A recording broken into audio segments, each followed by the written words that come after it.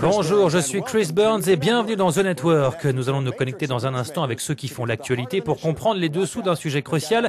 Mais attention, nos invités ont 25 secondes maximum pour répondre. Voici ce dont nous allons parler aujourd'hui. C'est parti. Ils ont tiré la sonnette d'alarme lors de la dernière conférence climatique à Durban.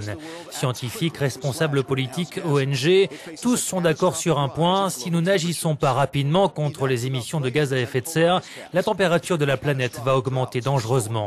Suffisamment en tout cas pour faire fondre la calotte glaciaire. Les sécheresses et les tempêtes vont se multiplier. Le niveau des mers va augmenter et des dizaines de millions de personnes vont se retrouver sans toit.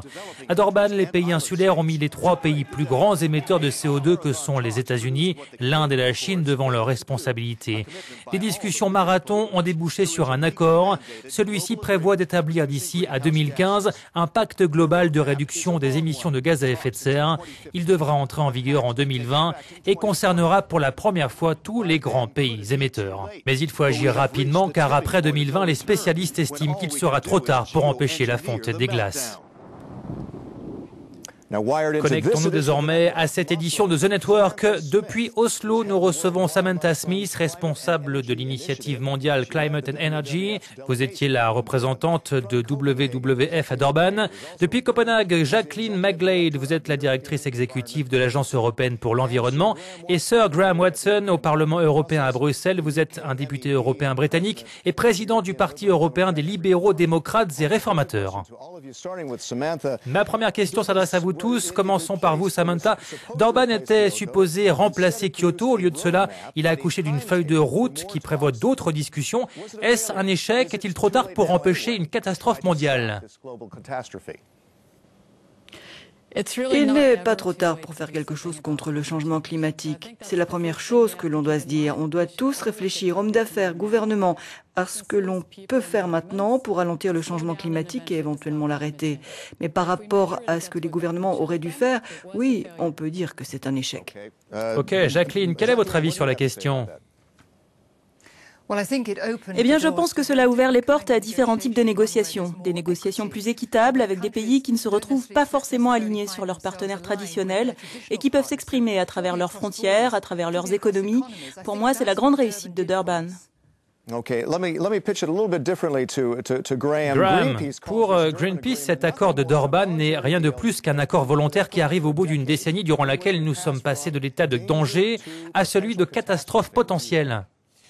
Eh bien, je pense que Durban a été un pas en avant qui n'est pas allé suffisamment loin. Ce que nous avons obtenu pour la première fois, c'est un accord juridiquement contraignant qui va inclure les trois plus gros pollueurs que sont la Chine, les USA et l'Inde.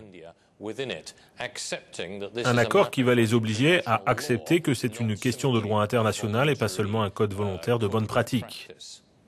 Ok, mais quels efforts les États-Unis, la Chine et l'Inde sont-ils prêts à accepter pour qu'il y ait d'ici à 2015 une sorte d'accord global juridiquement contraignant? Samantha.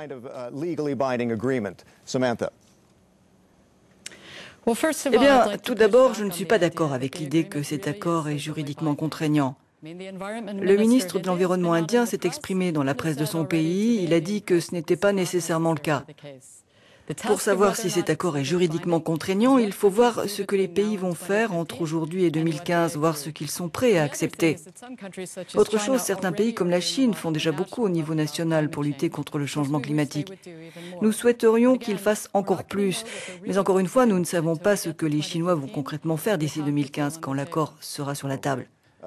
Ok, Jacqueline, vous êtes allée voir les glaciers au pôle Nord, vous y avez emmené des responsables politiques pour leur montrer ce qu'il se passe vraiment là-bas. Aujourd'hui, des scientifiques allemands tablent sur une augmentation des températures de 3,5 degrés contre les 2 degrés annoncés initialement. Est-ce qu'on se dirige tout droit vers une catastrophe? Et est-ce que le fait d'emmener des politiques au pôle Nord peut, selon vous, avoir un impact? Il n'y a pas de doute, il faut le voir pour le croire. Quand les sceptiques s'assoient sur la calotte glaciaire, qu'ils voient que la glace fond, ils changent d'avis et comprennent qu'il faut agir au plus vite. Mais il faut du temps pour que la situation dramatique de l'Arctique soit traduite en décisions politiques. Cet écart de temps, nous devons tenter de le combler entre aujourd'hui et 2015. Ok, Graham, le Canada a récemment déclaré qu'il comptait sortir de Kyoto, estimant que c'était contre-productif. Les États-Unis et les pays en voie de développement n'y sont jamais rentrés. Kyoto est-il déjà mort en quelque sorte? Non, il n'est certainement pas mort.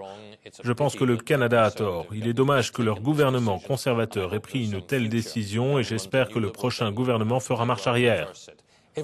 Tout le monde doit faire partie de Kyoto. Nous l'avons tous accepté, c'est juridiquement nécessaire. Écoutez, il y a beaucoup de choses à faire. On devrait travailler plus rapidement, mais tout le monde doit monter à bord. Les citoyens canadiens doivent le dire à leur gouvernement. Jacqueline, pensez-vous que l'Europe doit s'en tenir à son plan de réduction de 20% des émissions de gaz à effet de serre d'ici à 2020 ? Certains disent même 30%. Ne pensez-vous pas que l'Europe va perdre sa compétitivité vis-à-vis des pays qui n'ont pas accepté Kyoto ? Non, c'est le contraire. Il est clair aujourd'hui qu'en réduisant radicalement nos émissions, même de 50%, l'innovation va tirer l'économie vers le haut. Cela permettra à terme à l'Europe d'être plus prospère. Mais si vous en demandez trop à l'industrie, vous allez devoir fermer certaines choses et des gens vont perdre leur travail, non ? Oui, mais il y a des industries peu productives qui polluent énormément et qui entraînent d'importantes dépenses de santé. Donc, en retirant certaines industries, vous améliorez l'efficacité de l'ensemble de l'économie et vous créez un environnement beaucoup plus sain. Ok, Samantha, dans cet accord de Durban, il y a ce fonds vert pour le climat qui vise à lever 100 milliards de dollars par an. Mais les pays développés ont déjà pris du retard sur leurs promesses de transfert de technologie, de subventions pour sauver les forêts. Pensez-vous vraiment que le monde développé va fournir 100 milliards de dollars par an ?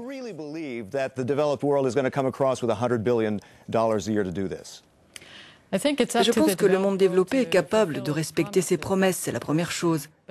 Mais si on regarde ce qui se passe actuellement avec la crise de l'eurozone et ainsi de suite, on peut voir que c'est un défi de taille pour certains gouvernements européens de demander à leurs citoyens de donner de l'argent. En plus de lever des fonds publics, ils doivent trouver des sources innovantes de financement. WWF prône une taxe sur les carburants de soude. Ce sont des carburants polluants qui sont utilisés pour les avions et les bateaux. Cela permettrait de générer le financement climatique.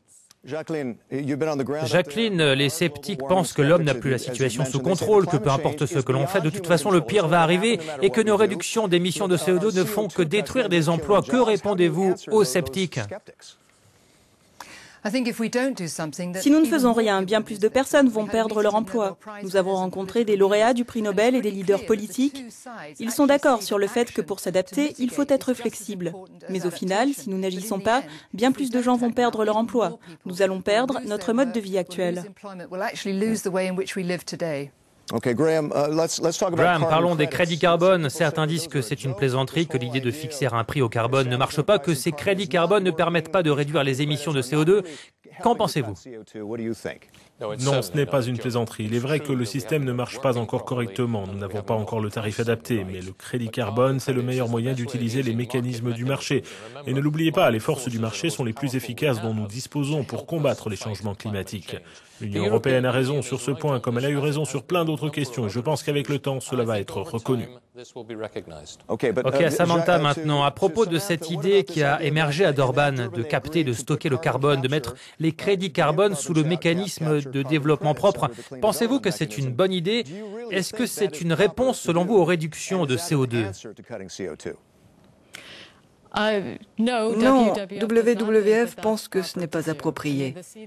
Le mécanisme de développement propre et les marchés carbone sont seulement adaptés aux transferts de technologies qui sont déjà matures et qui peuvent être facilement adaptés dans d'autres pays.